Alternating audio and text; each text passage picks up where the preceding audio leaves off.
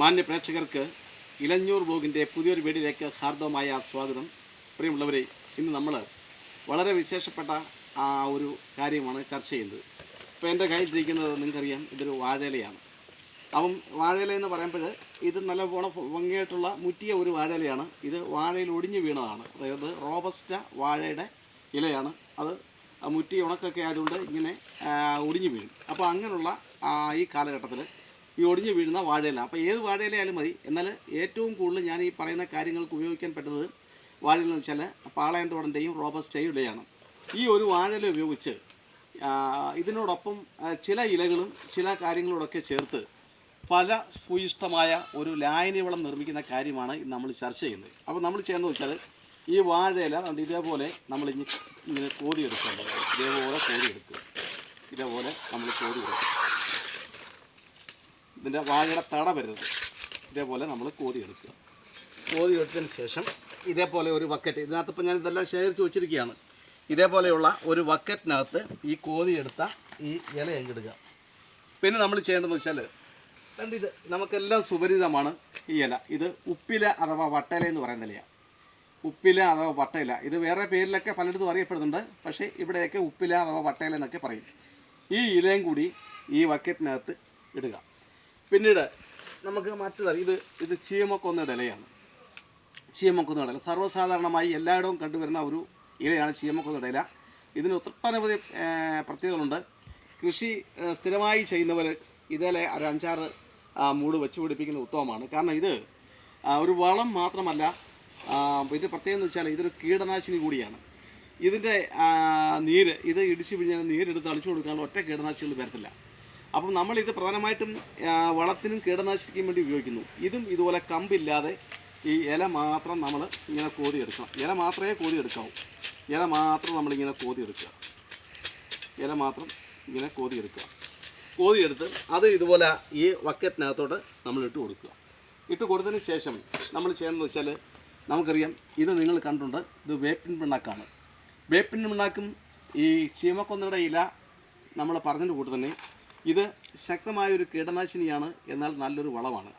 അപ്പം ഈ വേപ്പിൻ പിണ്ണാക്കും ചീമക്കൊന്നയുടെ ഇലയും കൂടെ ലയിക്കുമ്പോൾ തന്നെ നല്ല ഒരു വളമാവുന്നു എന്ന് മാത്രമല്ല, ഇത് നല്ലൊരു കീടനാശിനി കൂടിയാവുന്നു.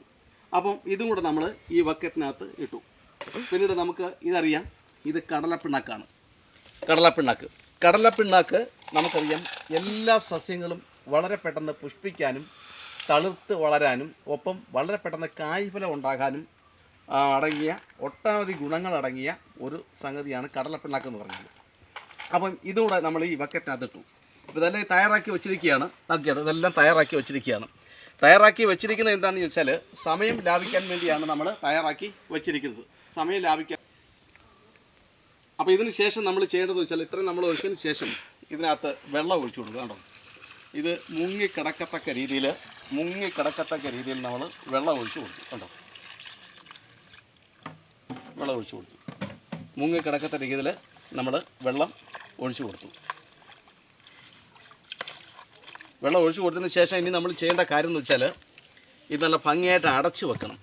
അഥവാ ഇത് അടപ്പില്ലാത്ത ഏതെങ്കിലും ഡ്രമ്മോ വല്ലതോ ആണെങ്കിൽ നല്ല കട്ടിയുള്ള ചാക്കോ വല്ലോ ഇട്ട് നമ്മൾ ഇത് വട്ടത്തിൽ കെട്ടി അടച്ച് സൂക്ഷിച്ച് വെക്കുക. 3 ദിവസം കഴിയുന്നുണ്ടെങ്കിൽ നമ്മൾ എന്തെങ്കിലും ഒരു വലിയ കമ്പോ എന്തെങ്കിലും ഇട്ട് നല്ല ഭംഗിയായിട്ട് ഇളക്കണം. പിന്നെ ഓരോ ദിവസവും ഏതെങ്കിലും ഒരു സമയത്ത് ഒന്ന് ഇളക്കി കൊടുക്കണം. അങ്ങനെ 7 ദിവസം കഴിഞ്ഞ് നമുക്ക് എന്ത് ചെയ്യാം, ഇതിനകത്ത് കിടക്കുന്ന ഇലയുടെ സത്തൊക്കെ ഈ ലായനിക്കകത്ത് സത്തൊക്കെ അലിഞ്ഞ് ലായനിയാവും. ആ വെള്ളത്തിനകത്തെങ്കിൽ ലയിക്കും. അതിനുശേഷം ഈ ഇലയെല്ലാം നമുക്ക് കോരി മാറ്റി ഏതെങ്കിലും വാഴയുടെ ചുവട്ടിലോ എവിടെയെങ്കിലും ഇടാം. ഇട്ടതിന് ശേഷം ഈ ലായനി നമുക്കെടുക്കാം. എടുത്ത് 1 കപ്പ് ലായനിക്കകത്ത് 10 കപ്പ് വെള്ളം കൂടി ചേർക്കാം. ഇത് നിങ്ങൾ നോക്കിയിട്ട് ഇത് അങ്ങനെ നമ്മൾ തയ്യാറാക്കി വെച്ചേക്കുന്ന ലായനി വളമാണ്. 1 കപ്പ് വെള്ളത്തിനകത്ത് 1 കപ്പ് ലായനിക്കകത്ത് 10 കപ്പ് വെള്ളം കൂടെ ചേർക്കും. ചെറിയ ഒരു കളറൊക്കെ ഉണ്ട്.